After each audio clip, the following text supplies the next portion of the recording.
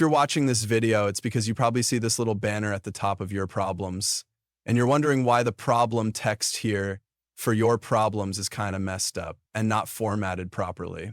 So in this video, I'm going to go ahead and explain what's happening, why that happens, and how you can fix it. So essentially, one pain point of repcode is that when you import problems or you manually fill out information regarding a problem on leetcode and then save it somewhere, like in repcode, the text that's rendered for the problem content is just going to be rendered as plain text.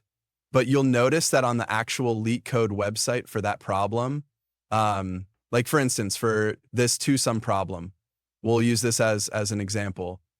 You'll notice that there's actually formatting in the problem itself.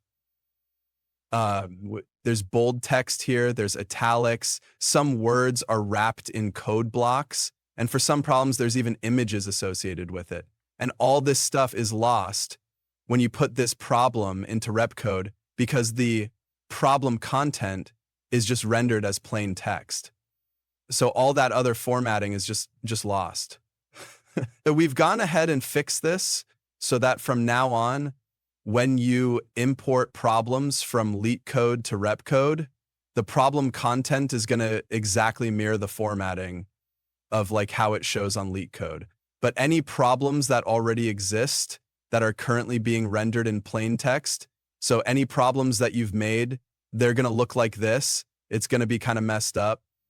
So the change that we made is for problems going forward. So in the future, anytime you make a problem and you autofill details, from now on, it'll match the formatting that leetcode has. But for existing problems that are already in the database, it's going to be kind of messed up. And the quickest way to just fix this is to just go in and re-import the problem details manually. And I'm going to show you how to do that. So to actually fix the formatting on these problems, you want to go to them and press this little edit buttons, or in the actual problem list here, you can just press these three dots and then press edit, and it'll open up the same thing, and it'll open up this modal here. And now before you do anything, one thing to keep in mind is that when you autofill, all these fields are going to be overridden. So for anything that you have in the solution text field, make sure you just remember it or you save it somewhere, because when you autofill, it's going to get lost. Okay, so now all you have to do is just find the problem number. So for this problem called two-sum, it would be number 1. You can find this number on leetcode here. It's right next to the name. Now type that number in this field and press the autofill button. You'll notice everything will look the same except for this question field here. You'll see that it looks a little bit weird, right? You can just see essentially like raw HTML here. For example, you can see these P tags, these code tags and stuff like that. It's literally just HTML because that's exactly what we're doing here.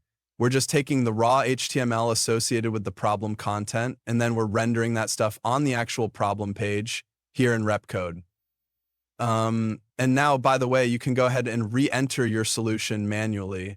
Finally, you can just press update, and you'll see that the formatting now matches what it looks like on leetcode. It's now going to be nicely formatted with italics, bold with these code blocks, with these examples, and the bolds and the formatting. It's going to be displayed exactly how it looks on leetcode. So you just have to do this for all of the problems that currently exist, which I know is kind of annoying, but hopefully shouldn't take you guys too long. Also, as another example, let's take this valid Sudoku problem. If there are images associated with the problem, it's now going to be rendered here on repcode as well, as you can see here, which is pretty cool. So yeah, that's how you fix your problem formatting. I hope that was helpful.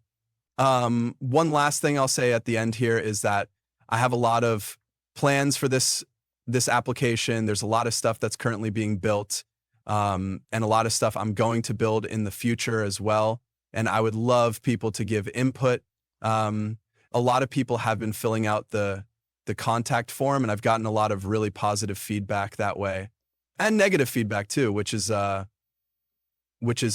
just as useful. And I do read what people have written every day. If you send something through the contact form on the homepage, it'll go to an inbox, and I read it. I check it every day. So if you do have something you want to say about this website at all, or features you want to see added, or bugs that you found, or something like that, I am actively developing it. So just message me here and I'll see it. All right.